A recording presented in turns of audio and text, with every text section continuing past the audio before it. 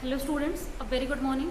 So students, as we have ended our chapter rotational motion and system of particles, so let's start now the new chapter, that is now gravitation. So in this chapter, first I will tell you what we will study. After that we will start one by one the topics of gravitation now.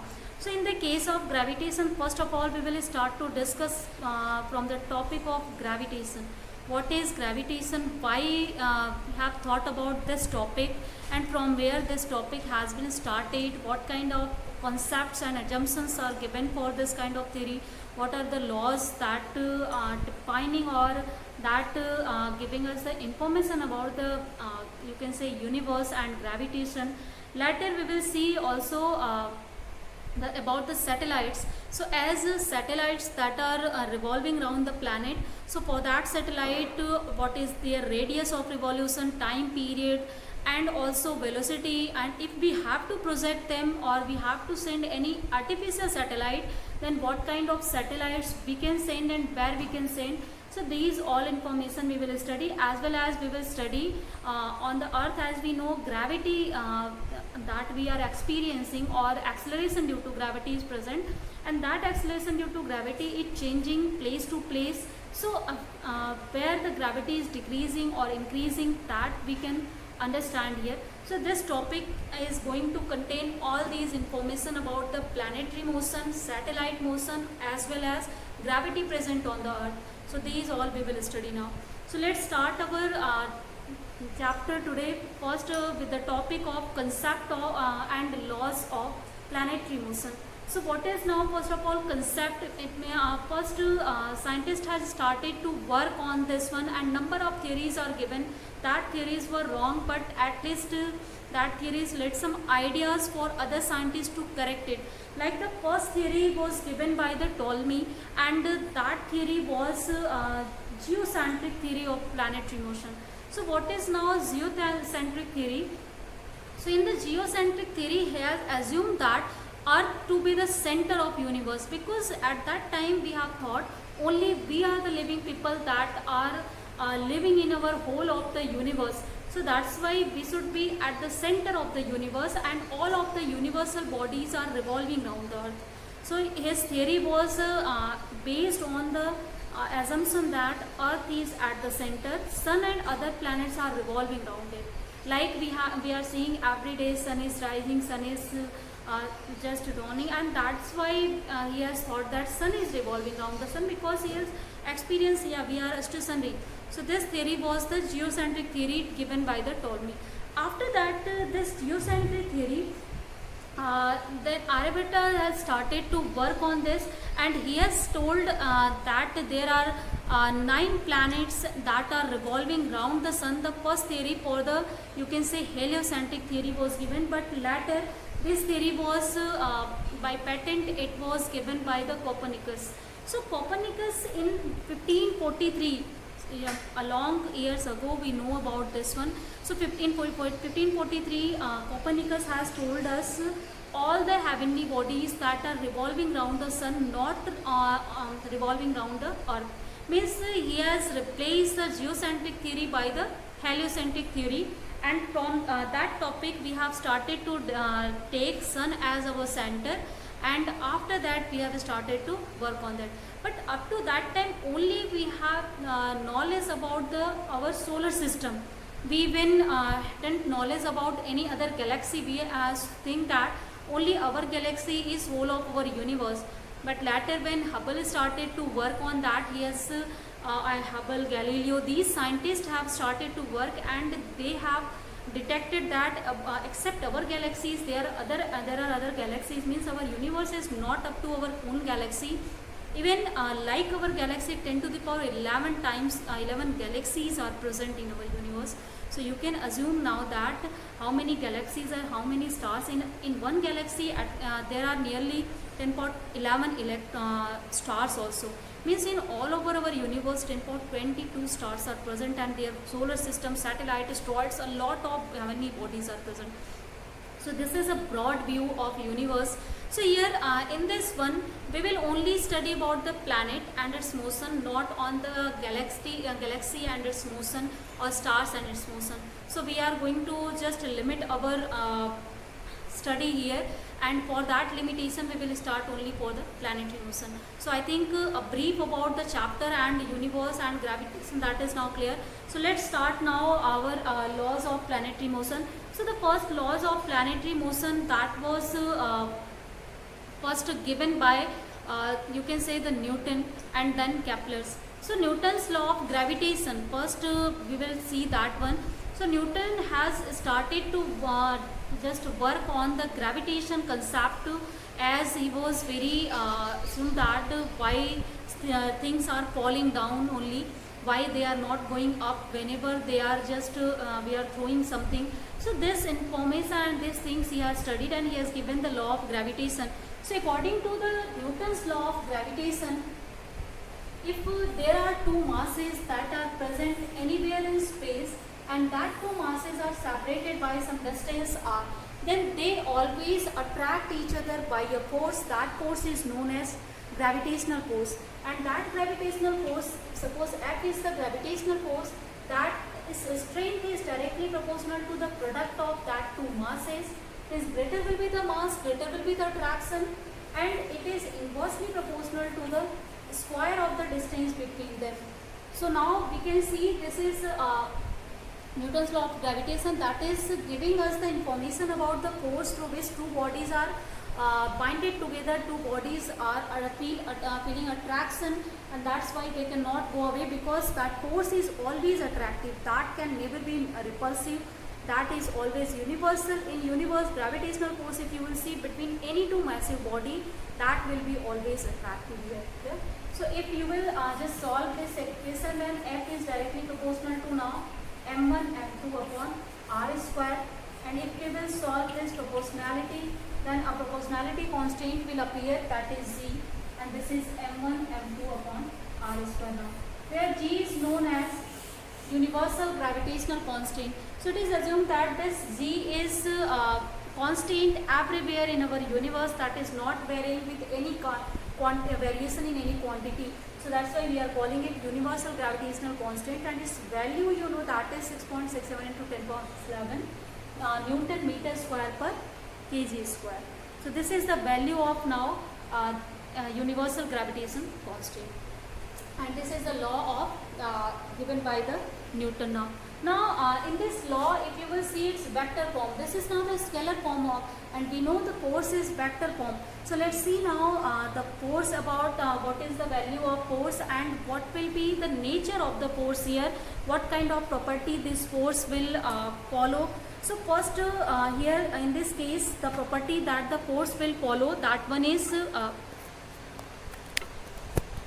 concept of first one, the concept of here, if we will make it vector, then how can we make it now? Let's see. So to just make it vector f, what we are doing, we are multiplying it by a unit vector. You know, this is whenever a scalar quantity will be multiplied by the unit vector, then that will be converted into vector because of the direction that we are given to it. So we have given the direction to the force that will always direct to the center. Means if you will see two of the masses and that two masses have some common center, means center of mass, then the force will have always the direction along the center of mass. So you can see this force have always a tendency to just go or to be directed along the center. So that's why we can write now this law as g m1 m2 upon r square into this one. And we know now unit vector can be written as vector r upon magnitude of r. So if you will write vector r upon magnitude of r, then this will become r cube. So in the next line, if you will write down its vector form, so vector form of the gravitational force is g m1 m2 upon r cube into vector r, and this is now vector f. And one more thing here, this has the minus sign. This minus sign is denoting f is always attractive. So about the force, if you are seeing force that is less than 0, then this kind of force is always attractive. If F is greater than 0, then this force is repulsive in nature. And if F is obtained as equal to 0, then in that case obviously force is not applying on the system. So no, neutral force not attracting, not repulsing here. So this is our information about the force and vector format. Now let's see some of the characteristic of or properties of the gravitational force. So gravitational force, first it has property that it will be always attractive. If it will be repulsive, then all bodies will start to go away from each other, and that's why bodies will collide and our universe and its existence will be ended. So to maintain its existence, this force is always attractive. So this is our natural rule that is followed by our universe already. Second property of gravitational force is gravitational force has central force nature. Central forces are what? The forces that are always directed to their fixed point or the center, that is known as central force. Like for example, if you will see, suppose you have some spring mass system, and in this spring mass system, if the direction of the force or direction of the body, whenever you will displace it, so it will have always direction to come to its original position due to elastic behavior. So force is acting inside the spring towards the center. So this is now known as central force. So similarly, throughout the masses we have, and that two masses have always tendency to be directed towards the center of mass.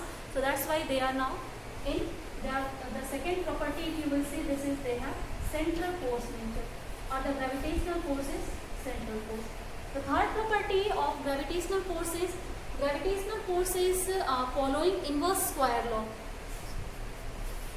So this is following now inverse square law. What is inverse square law? Whenever a quantity is following this rule, inversely proportional to r square, then this is known as inverse square law. So gravitational force, you have seen in formula, it is following this property.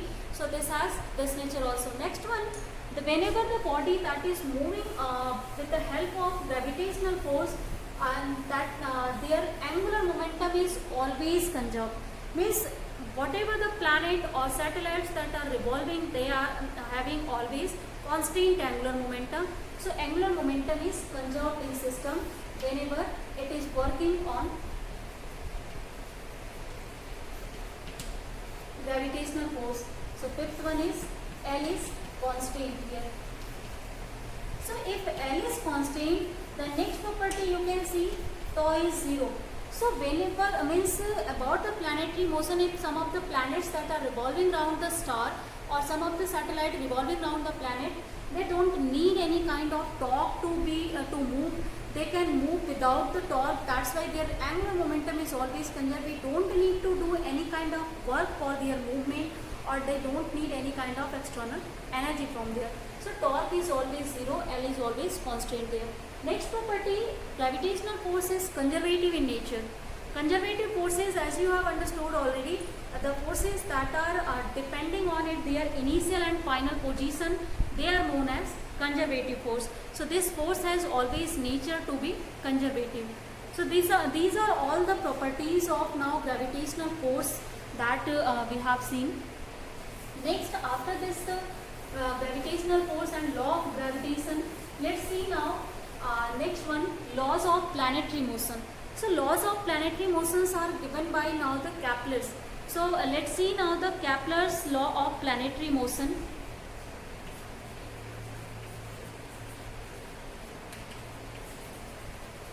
So in the Kepler's law, he has given the three laws here for the planetary motion. So let's see that three laws one by one. The first law of Kepler is all the planets that are revolving around the sun, they are not revolving in circular orbit. They are revolving in elliptical orbit, and sun is situated at any one foci of that ellipse. So if you will see any of the ellipse, then this is the shape of the ellipse now.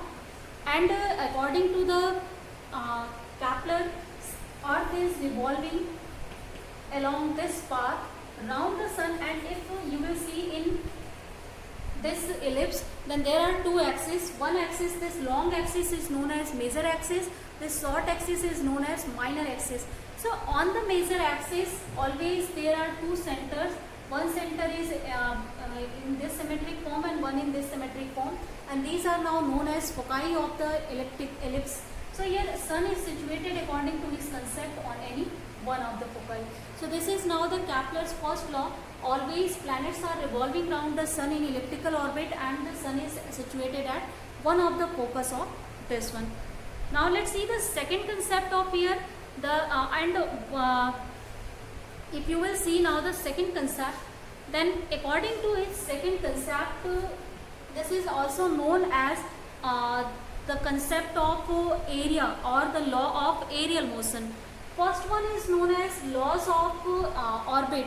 So it means that this law is defining the motion of the planets around the sun, in which kind of orbit they are following. So they are following elliptical orbit. And second is law of area. So law of area is saying us the line joining a planet to the sun sweeps out equal areas in equal time intervals, and that means aerial velocity of the planet is always constant. So if you will see what is now the aerial velocity, so as in last chapter when we have geometrical meaning of angular momenta, so in there geometrical meaning of angular momenta, L is equal to, we have seen a formula that we have got 2m dA by dt. So from here I have told you this is rate of change of area.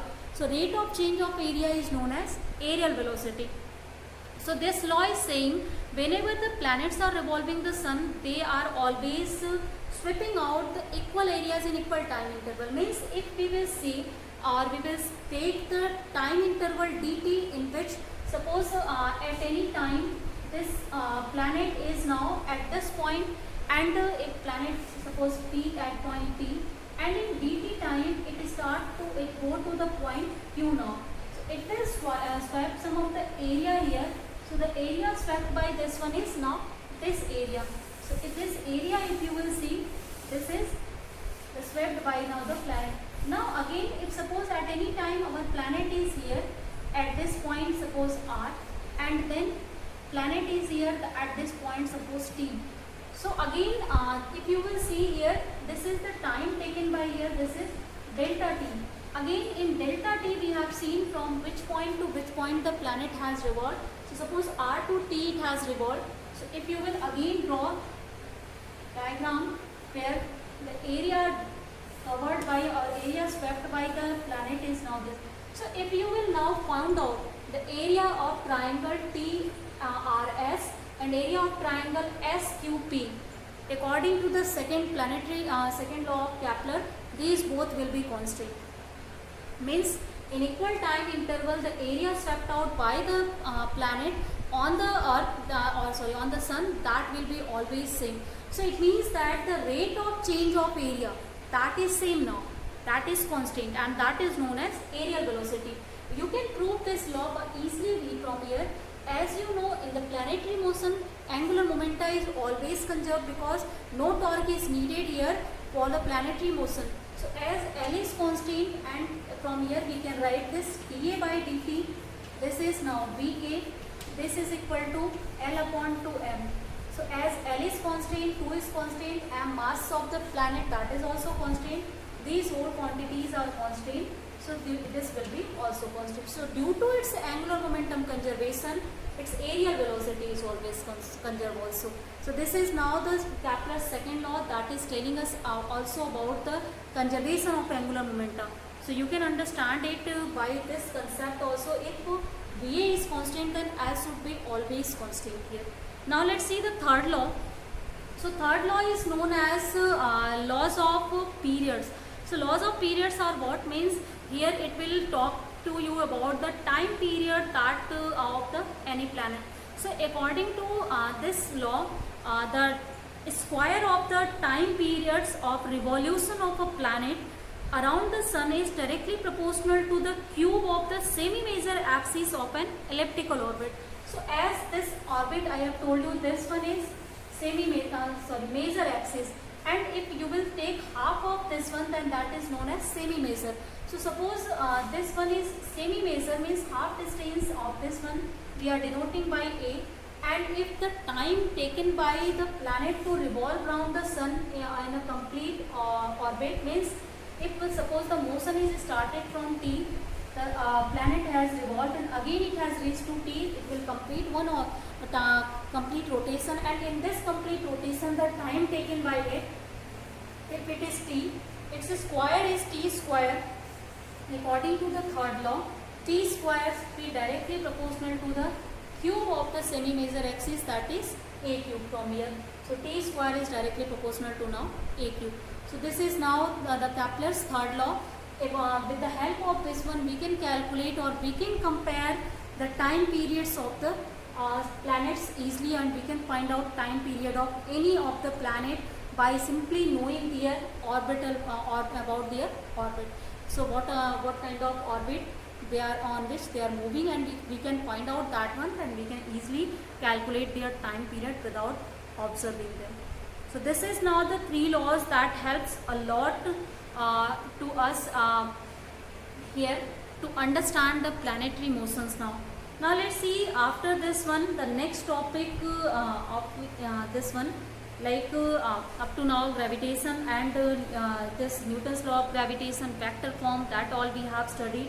So let's discuss about the now principle of superposition of gravitation. So let's see now what is the principle of superposition of gravitation.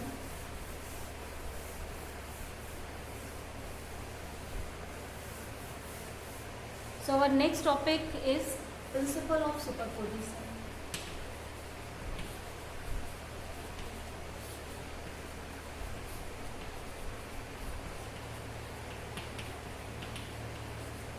Now this topic will help you a lot whenever you will study about any type of force, any type of vector, any type of waves. So just study this one very seriously, that is very important topic now. So here according to this principle, it states that first the resultant gravitational force, suppose F is the resultant gravitational force that acting on a particle due to number of point masses is equal to the vector sum of the forces exerted by individual masses on the given particle. So it means that if any of the particle you have, suppose some of the particle, and one more thing, while studying the gravitational force or the planetary motion, we are neglecting the shape and size of the planets or bodies, because that will be very difficult for us. Like if we are studying the motion of an earth around the sun, then that time we are taking earth as a point object, we are taking sun also as a point object. So we are just putting sun at the focus and we are putting earth at the circumference of that orbit. So it means that here also we have to assume, like before, the objects as the point masses to just simplify our study for the easiness of our study, because if we will consider their shape and size, so that will be difficult for us. So that you have to understand first. Here some limitation we have put here. With the limitation we are working here, with the limitation we will derive the formula here also. So our first as is according to this one, if suppose any particle that is somewhere, it has some suppose mass m, and in surrounding of this particle number of masses are present. So obviously that mass will apply some of the gravitational force on it. So suppose this is now the number of masses are present here. So these masses are applying some force on this one. So the force applied by the first one is now F1, second one is F2, third one is F3, fourth one is F4, F5 and so on. Number of forces are acting. So according to the superposition principle, the force experienced by this particle, that the net force experienced by the particle, if it is F, this will be vector sum of all the forces that are acting on it. Means which direction you will see these all, from which directions they are working, and according to that one you can find out what will be the net force that is present on that particular particle. So if a particle is surrounded by number of other masses, then simply you have to calculate the forces due to that masses, and if you will take algebraic sum or vector sum of that forces, then that's why you can find out the net force that is working on this. So according to the superposition principle, we can easily find out the net force that is experiencing by a single particle. So this helps us to just reduce our concept of system number of forces into one force problem now. So I think this is now clear. So students, today we have discussed about the first gravitation, planetary motion, some glimpse about the universe, and also laws of planetary motion. So I think all these things are now clear. So let's end our class here for today. Let's discuss rest of the things in next class. Thank you, students.